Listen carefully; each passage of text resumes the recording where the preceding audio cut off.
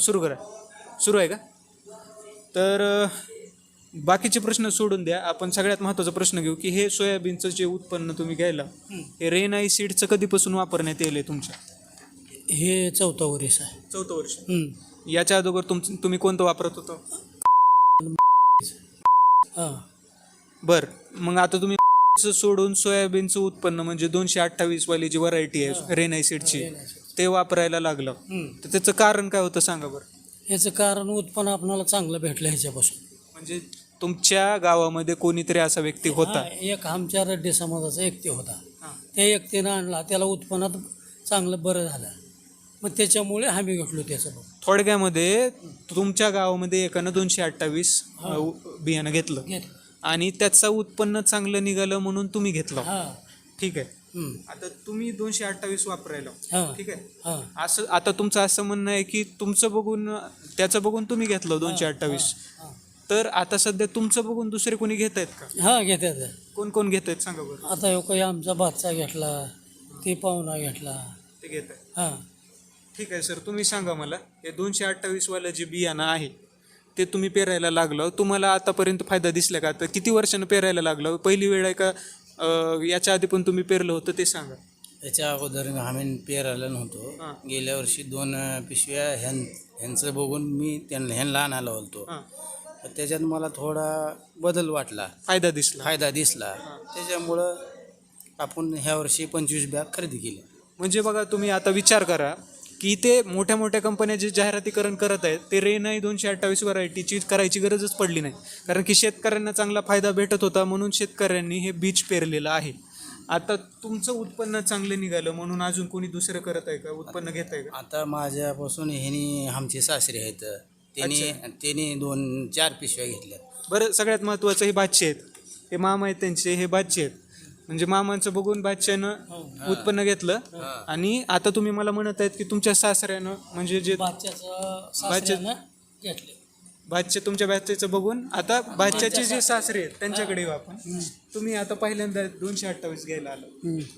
नाही, पेरता मी वर्षालाच 2 वर्ष झाली घेता. 2 वर्ष झाले? 2 वर्ष झाली घेता. तुम्हाला काही ठराविक असा बदल दिसत आहे का पेरणी? चांगला आहे. पेरणी काय ह्याची 70 पाहिजे थोडी, फक्त ह्याचे उगवश बियाणं जास्त सोडावं लागतं. बियाणं कमी? थोडी कमी आहे. बरं, तरी वर्षालाच पेरता 2 वर्ष, उत्पन्न जास्त. थोडक्यामध्ये त्यांचं म्हणणं असं आहे की उत्पन्न जास्त असल्यामुळं ते पेरत आहेत, वर्षातून 2दा पेरता तुम्ही? नाही, हां. 2 वर्ष झालं पेरता. बरं बरं. उत्पन्न जास्त आहे. उत्पन्न जास्त आहे. उत्पन्न जास्त, माल नाही निघते. ओके, ठीक आहे. तर आता सगळ्यात महत्त्वाचा प्रश्न आहे तुम्हाला की कमी पावसामध्ये अशी कोणती सोयाबीनची व्हरायटी आहे जे कमी पावसामध्ये पण चांगली उगवण क्षमता देते, हे तुम्ही स्वतः सांगा. आणि जे असेल ते मनातून सांगा. आम्ही तुम्हाला कसलेही दडपण करत नाही आहे आणि बसवलेलं नाही आहे, तुमची स्वतःची इच्छा होती. तुम्ही मला सांगा की कमी पावसात येणारं कोणतं बियाणं आहे? कमी पावसामध्ये येणार हे 228 आहे. ओके. हां. मी तर 4 बोट ओलीवरच पेरवतो. म्हणजे 228 नंबर? 200 Rinnai 228 number. हां. 4 बोट ओल जी होती त्यावेळेस मी पेरवतो. 1 नंबरचं ह्याचं उगवण आलं, चांगलं आलं. किती वर्षानं पेरायला म्हणलं? गेल्या वर्षी, आता ह्या वर्षी घेतलं. ह्यांनी 2 वर्ष झालं पेरत आहेत, हे 4 वर्ष झाले पेरत आहेत. तर मला परत सांगायचं तुम्हाला की कमी पावसामध्ये येणारं हे बी आहे आणि याची उत्पन्न क्षमता पण जास्त आहे, याला पाणी पण कमी लागतं आणि सगळ्यात महत्त्वाचं याची क्षमता, ह्याची शोषण. पाणी जास्त बी झालं तर बी ह्याचं स्वस्त आहे आणि पाणी कमी असेल तर बी ह्याला स्वस्त आहे. 228. हां, 228 रेनाईला. थोडक्यामध्ये सोयाबीनचं सगळ्यात चांगलं बीज सध्या लातूरमध्ये 228 आहे असं तुमचं म्हणणं आहे. त्याला पाणी कमी लागतं म्हणून पण आणि सगळ्यात महत्त्वाचं उत्पन्न क्षमता जास्त जाते म्हणून पण. आता ही जी माहिती आहे त्यांनी दिलेली, हे मला वाटते शेतकऱ्यांना म्हणजे थोडक्यामध्ये शिकण्यासारखी गोष्ट आहे की अशा प्रकारचं बी कोणतीही जाहिरात न करता शेतकऱ्यांपर्यंत पोचतं. ह्या शेतकऱ्यांचा फायदा बघून बाकी शेतकरी त्यांच्यापासून ते बियाणं विकत घेतात. शिकण्यासारखी गोष्ट आहे शेतकऱ्यांना. ह्या बीजाचा वापर करून बऱ्याच शेतकऱ्यांना फायदा झालेला आहे आणि ते स्वतः ज्या शेतकऱ्यांचा फायदा झाला त्यांच्यापासून दुसरे शेतकरी हे उत्पन्न घेतात.